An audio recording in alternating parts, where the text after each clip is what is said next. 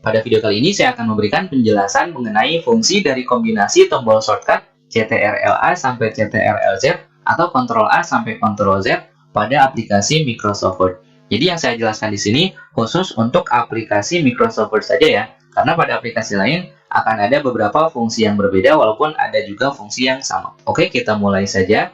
Di sini saya gunakan dokumen yang sudah jadi. Kita mulai dari shortcut yang pertama yaitu Ctrl-A. Nah, Ctrl-A fungsinya adalah untuk select all. Jadi select all itu adalah untuk menyorot atau menyeleksi semua teks dan objek dalam satu dokumen secara keseluruhan. Kita coba, saya tekan CTRL-A. Nah, nanti semua teks dan objek yang ada pada dokumen ini akan terseleksi semuanya. Nah, itu untuk Ctrl-A. Ini sama dengan kalau kita menekan menu ini ya. Dari menu Home, kita masuk ke menu Select, kemudian Select All. Nah, itu sama dengan Ctrl-A. Nah, kemudian shortcut selanjutnya adalah Ctrl-B. Ctrl-B fungsinya adalah untuk membuat teks menjadi cetak tebal. Oke, kita coba. Saya blok satu paragraf ini, kemudian tekan Ctrl-B. Nah, kita lihat teksnya menjadi cetak tebal. Kalau saya tekan Ctrl-B sekali lagi, dia akan kembali ke posisi teks yang normal. Nah, Ctrl-B ini sama saja dengan kalau kita menekan icon bold yang ini ya. Nah, kita lihat sama ya. Oke, kemudian berikutnya adalah Ctrl-C. Ctrl-C fungsinya adalah untuk mengcopy atau menggandakan. Bisa objek, bisa teks ya. Nah, hanya saja untuk penggunaan Ctrl-C itu harus dipasangkan dengan Ctrl-V ya. Jadi Ctrl-C itu untuk mengcopy, Ctrl-V adalah untuk menempatkan hasil kopiannya. Oke, kita coba. Jadi ini kita blok, saya tekan Ctrl-C. Ini belum ada reaksi apa-apa. Kemudian misalnya saya simpan kursornya di bawahnya, kemudian pasangannya adalah tekan Ctrl-V ya. Nah, jadi Ctrl-C itu mengambil kopiannya, Ctrl-V itu adalah untuk menempelkan hasil kopiannya. Ctrl-V itu adalah paste ya, paste penulisannya. Oke, kemudian shortcut berikutnya adalah Ctrl-D. Ctrl-D ini fungsinya adalah untuk membuka kotak dialog font. Saya coba Ctrl-D. Nah, ini muncul kotak dialog font. Ini sama saja dengan kalau kita mengklik icon ini ya. Jadi di group font ada tanda panah di sudut kanan bawah. Kalau kita klik, hasilnya sama saja dengan kalau kita menekan Ctrl-D.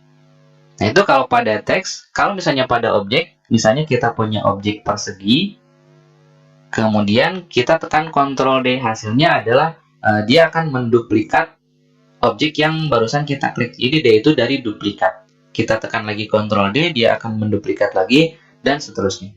Oke, kemudian yang berikutnya adalah Ctrl-E. Ctrl-E itu fungsinya untuk membuat teks menjadi rata tengah. Kita coba, kita blok, kemudian tekan Ctrl-E. Nah, kita lihat teksnya jadi rata tengah. Nah, kemudian kalau kita tekan lagi Ctrl-E, maka dia akan kembali ke posisi atau ke mode rata kiri ya.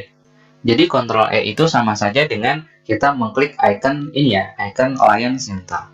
Oke, kemudian yang berikutnya adalah Ctrl-F. Ctrl-F itu adalah untuk find. Find itu adalah untuk mencari atau menemukan kata atau bisa juga kalimat. Oke, kita coba, saya tekan Ctrl-F. Nah, nanti munculnya akan seperti ini. Ada yang munculnya seperti ini di sebelah kiri, ada juga yang munculnya seperti ini ya. Nah, munculnya seperti ini. Jadi, fungsi dari find ini adalah untuk mencari atau menemukan kata. Kita coba, saya ingin menemukan misalnya komputer. Kemudian klik find next. Nah, nanti akan muncul kata yang ditemukan. Kemudian kalau kita ingin menemukan lagi, kita klik find next, ditemukan lagi. Kemudian find next, dia akan terus menemukan kata yang kita cari yaitu komputer. Ketika katanya sudah habis sampai akhir dokumen, dia akan selesai atau menampilkan pesan bahwa pencarian sudah dilakukan sampai akhir dokumen. Oke, itu untuk find. Kemudian berikutnya adalah Ctrl-G. Ctrl-G itu adalah untuk menuju ke area tertentu. Kita coba, saya tekan Ctrl-G. Nah, di sini misalnya kita ingin menuju ke halaman 10 misalnya. Jadi, kita tekan Ctrl-G, kemudian ketik angka 10, kemudian Enter. Nah, maka kita akan langsung diarahkan ke halaman yang kita tuju. Itu halaman 10. Kita lihat ini halaman 10. Kemudian yang berikutnya adalah Ctrl-H. Ctrl-H itu adalah untuk replace atau untuk mengganti. Oke, kita coba. Saya tekan Ctrl-H. Ini kotak dialognya hampir sama dengan find ya. Jadi kalau find aktifnya di sini, kalau replace atau Ctrl-H aktifnya di sini. Misalnya kita ingin mengganti komputer dengan laptop misalnya. Nah, jadi pada kondisi ini kita ingin mencari semua kata komputer, kemudian ingin mengganti dengan kata laptop. Caranya bisa kita klik replace, bisa kita klik replace all. Nah, kalau kita klik replace berarti kita menggantinya satu persatu, tapi kalau replace all, kita menggantinya semua kata komputer yang ada pada dokumen ini diganti menjadi kata laptop. Misalnya kita coba replace all. Nah, ini artinya adalah ada 42 kata komputer yang sudah diganti dengan kata laptop. Kita coba OK, kemudian close. Nanti dalam seluruh dokumen ini, semua kata komputer itu tidak akan ditemukan lagi karena sudah diganti dengan kata laptop, gitu ya. Nah, sebagai contoh di sini kita bisa lihat ada kata laptop, kemudian di bawahnya lagi pasti ada kata laptop. Nah, ini. Jadi, semua kata komputer diganti dengan laptop. Kemudian shortcut berikutnya adalah Ctrl I. Ctrl I itu untuk italic. Italic itu adalah untuk membuat teks menjadi cetak miring. Kita coba, kita blok, kemudian tekan Ctrl I. Nah, maka teks yang barusan kita blok akan menjadi cetak miring. Tekan I sekali lagi, dia akan kembali ke mode normal. Nah, ini sama saja dengan kalau kita mengklik icon italic yang ada di sini. Jadi, kita klik sekali miring, kita klik sekali lagi normal. Nah, kemudian berikutnya adalah Ctrl J. Ctrl J itu adalah untuk meratakan teks kiri dan kanan. Nah, misalnya kita blok, ini kan masih rata tengah ya. Kalau saya tekan Ctrl J, maka dia akan menjadi rata kiri dan rata kanan. Nah, ini sama saja dengan kalau kita klik icon ini ya, ini Ctrl J. Nah, kita lihat di bawahnya juga ada panduan yang menyatakan bahwa icon ini sama saja dengan menekan Ctrl J pada keyboard. Oke, kemudian yang berikutnya adalah Ctrl K. Ctrl K itu adalah untuk menyisipkan hyperlink ya. Nah, kita coba, saya tekan Ctrl K. Nah, nanti muncul kotak dialog seperti ini. Kita coba ya. Misalnya cara menggunakannya seperti ini. Saya ingin memblok penulis, kita blok, kemudian tekan Ctrl K. Nah, kemudian di sini tinggal kita atur saja hyperlinknya mau kita arahkan kemana. Bisa kita gunakan untuk membuka halaman web, untuk membuka dokumen yang lain, atau bisa juga membuat dokumen baru, bisa mengirim email. Nah, kita coba untuk membuka halaman web ya. Kita pilih yang ini. Kemudian pada kotak address, di sini kita ketikkan saja, misalnya www.google.com. Kita coba OK. Nah, nanti si tulisan yang tadi kita blok ini akan berubah menjadi warna biru dan ada garis bawahnya. Barusan hyperlinknya sudah kita arahkan ke halaman Google. Jadi kalau kita arahkan ke sini, lihat, jadi ada panduannya. Nah, kalau kita menekan CTRL sambil mengklik teks ini, nah kita lihat, maka dia akan langsung membuka halaman Google. Nah, kita lihat seperti ini ya. Itu fungsi dari hyperlink. Oke, yang berikutnya adalah Ctrl L. Ctrl L itu fungsinya adalah untuk membuat teks menjadi rata kiri atau left ya. Kita coba ini saja. Saya tekan Ctrl L. Nah, kita lihat dia berubah menjadi rata kiri. Yang kanannya tidak rata. Ini sama saja dengan kalau kita tekan icon ini ya. Nah, kita lihat di bawah juga ada Ctrl L. Kalau tadi Ctrl J dia rata kiri kanan, kemudian tadi Ctrl E itu rata tengah, gitu ya. Kemudian berikutnya adalah Ctrl M. Ctrl M ini adalah untuk menggeser indentasi. Tepatnya adalah untuk menggeser first line indent dan hanging indent ini ya. Kita coba, kita blok, kemudian tekan Ctrl M. Kita lihat dia akan bergeser ke sebelah kanan. Nah, ini akan bergeser ke sebelah kanan. Tekan lagi Ctrl M, dia akan bergeser lagi ke sebelah kanan. Jadi ini namanya adalah indentasi. Ini adalah first line indent. Nah, yang bawahnya adalah hanging indent. Kemudian yang bawahnya lagi adalah left indent. Kalau kita ingin mengembalikan lagi ke kondisi normal, tinggal kita geser saja left indentnya ke sebelah kiri. Jadi kita drag saja pakai mouse. Berikutnya Ctrl N. Ctrl N ini adalah fungsinya untuk membuat dokumen baru. Kita coba, saya tekan Ctrl N. Nah, dia akan membuat dokumen baru yang masih kosong. Nah, ini sama saja dengan kalau kita klik file, kemudian new, kemudian blank dokumen, kemudian create. Nah, nanti munculnya sama dokumen baru yang masih kosong. Nah, tapi barusan kalau melalui menu file, dia lama langkah-langkahnya ya. Jadi harus klik beberapa menu baru muncul dokumen yang baru. Kalau kita langsung tekan Ctrl N, dia akan membuat dokumen baru yang masih kosong secara langsung. Jadi tidak perlu klik apa-apa lagi. Oke, berikutnya adalah Ctrl O. Ctrl O itu adalah untuk open, yaitu untuk membuka dokumen. Kita coba CTRL O. Nah, dia akan muncul kotak dialog untuk membuka file yang akan atau yang ingin kita buka. Jadi setelah muncul kotak dialog seperti ini, tinggal kita pilih filenya, lalu kita klik open, maka dia akan membuka file yang barusan kita pilih. Oke, berikutnya adalah Ctrl P. Ctrl P itu adalah untuk ngeprint atau untuk mencetak ya. Saya tekan Ctrl P. Nah, nanti muncul kotak dialog untuk ngeprint. Tinggal kita klik print dan seterusnya. maka nanti hasil cetakannya akan muncul ke printer atau ke kertas. Kemudian yang berikutnya adalah control key. Control key itu adalah untuk menghilangkan nomor urut atau bullets and numbering. Kita coba lihat, ada nomor urut nggak? Nah, kita coba buat saja di bawah. Misalnya 1, saya tulis saja sembarang. Nah, misalnya yang ke 1 sampai ke 3 saya blok, kemudian tekan control key. Nah, kita lihat nomornya jadi hilang, kemudian nomor 1 pindah ke bawah.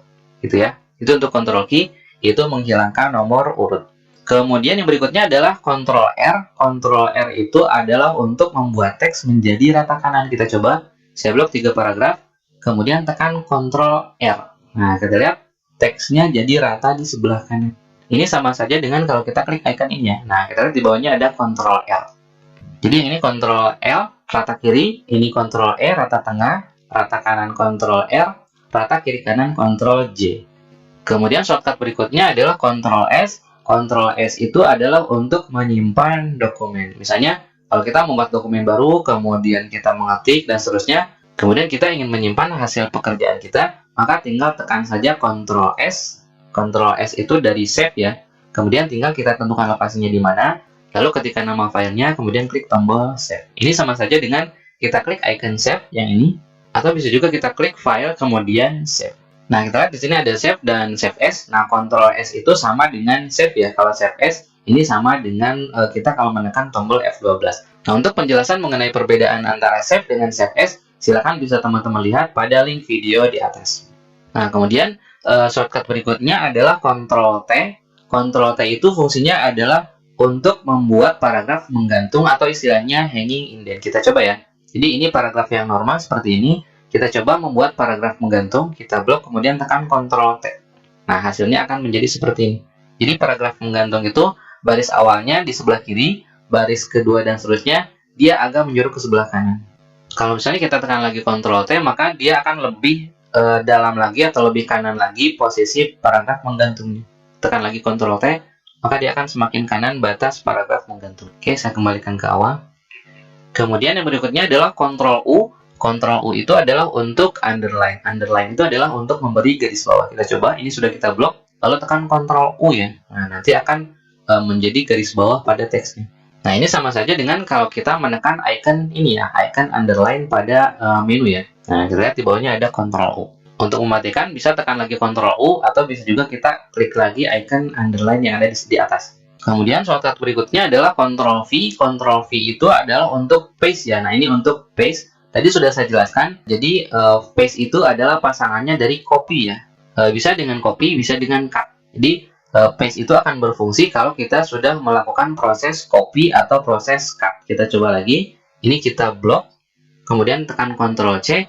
Nah, ini kalau kita enter, kemudian Ctrl V, maka dia akan menempel hasil kopian. Jadi Ctrl V itu adalah untuk menempel hasil kopian atau menempel hasil potongan. Atau kalau dari menunya namanya adalah paste.